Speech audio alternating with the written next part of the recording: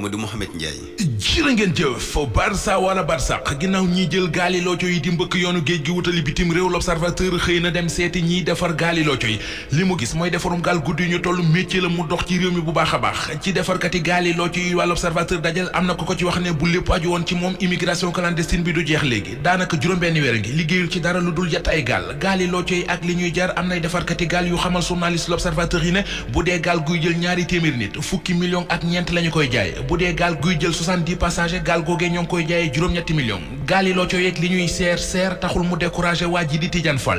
Fall l'observateur ne nañu ab convoyeur la boo xam ne jël na yoonu géej gi ñetti yoon ngir bëggoon a yóbbu ay nit Espagne waaye amu ci benn yoon boo xam ne moom Tidiane Fall dem na ba yegg Espagne Tidiane Fall ne waa l'observateur yoonam mujj wi mi ngi jënde woon gaalam juróom-ñetti millions jënd ñaari moteur juróom-ñaari millions carburant ñeenti millions lépp di fukki millions ak juróom-ñeent te génnul Sénégal ndax alkaati yi ñoo yëg opération bi dem saisir matériel ba ci Popenguine waaye nee na nag ak loolee lépp xelam xalaatul muy toog ci réew mi dem rek ñi sës rëkk ci xol bu jeex ndax courant bu seet bi ci réew mi Vox Populi nee nañu am nañu jóg ci ñoom ba taxaw ci tànki Senelec lancé nañu ab pétition boo xam ne lañ ci jublu moo di ñaawlu naqarlu jéebaane njëgu courant beeg ni mu seere ci réew mi rawatina ci jamonoy tàngaay ñi def pétition bi Vox mi ngi ñuy xamal ne danañu yóbbu benn ca direction générale bu Senelec danañu yóbbu beneen nit ca médiateur de la République président de la République lii quotidien nee nañu waa LISCA Ligue sénégalaise contre le cancer nee nañu nga dimbali leen ba ñu mën a jot ci terrain bi nga leen digoon ngir ñu mën faa tabax li ñu naan maison de vie di kër goog jigéen gu amee cancer war a faju si ci Ndakaaru amoo foo dëkk amoo foo dal boo ñëwee mën faa dal ngir faju li ñuy faj di woppi cancer journal L'Info ak journal Témoin moom la ñu xëyee journal L'Info jox kàddu gi docteur Fatma Guenoune bu LISCA ak docteur Diop ñuy wax ci tolluwaayu cancer du sein ak cancer du col de l'utérus ci réew mi Fatou Marie ak Ndeye Ami ay doomi réew mi la ñu yuy dund ak woppi cancer journal Témoin xëy na leen joxata mu njëkk ñu di fa jooytu coono ak jafe-jafe ak métti yu ñuy dund ci feebaru cancer bi leen dal ak paj mu seer mi mu àndal ñu ànd dem ci journal Sud Quotidien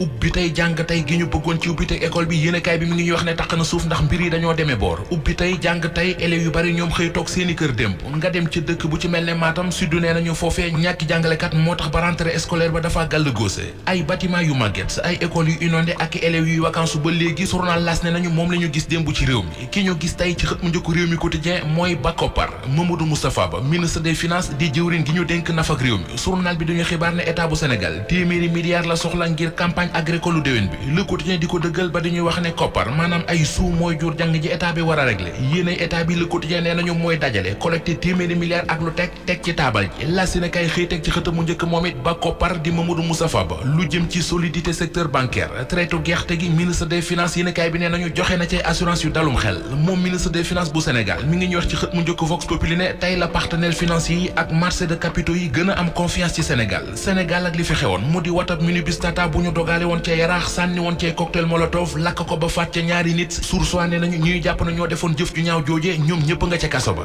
ñeenti nit lañu Alioune Gueye di footballkat ñu gën koo xam ci turu Diego Malick Sy di mécanicien Ndiaye Dia di commerçant ca marché Sandaga ak benn livreur bu ñu naan Alassane Sow ginnaaw bi leen waa section recherche jàppe ñu téye woon leen diir bu yàgg police centrale ñu amoon nit ay retour de parquet yu bari mujj nañ leen a yóbbu kaso ñu war faa toog xaar seenub